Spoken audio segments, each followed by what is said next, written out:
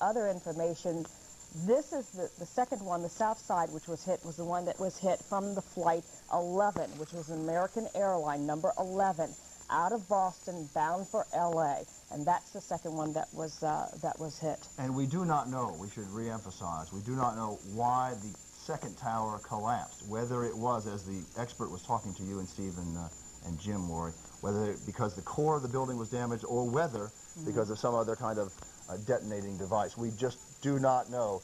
We have reporters on the ground. Let me just say, ladies and gentlemen, there are times in our lives that are life-changing, where your life can never be the same, and this appears certainly to be one of them. When that second tower went down, we have reporters on the scene.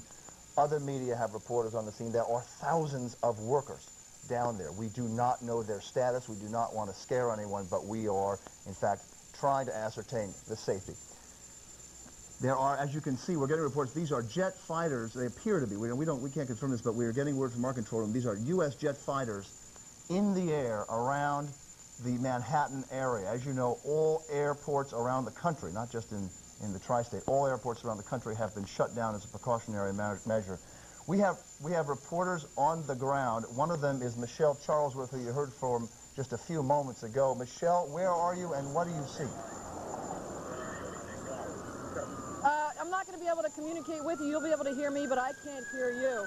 We're on the West Side Highway, and I am sad to report that we actually watched the entire South Tower of the World Trade Center come down, screams from everyone on the sidewalks as they thought that perhaps another plane had slammed into the side of these buildings.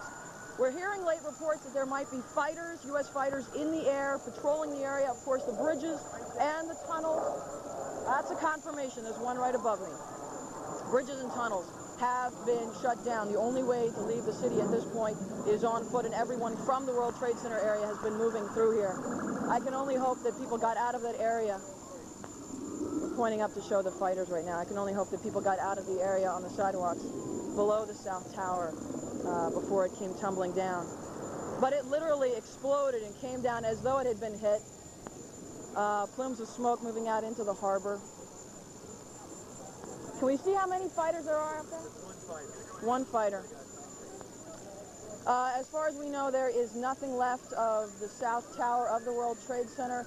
There were reports elevators weren't working. Obviously no way to get out of the building aside from the stairway.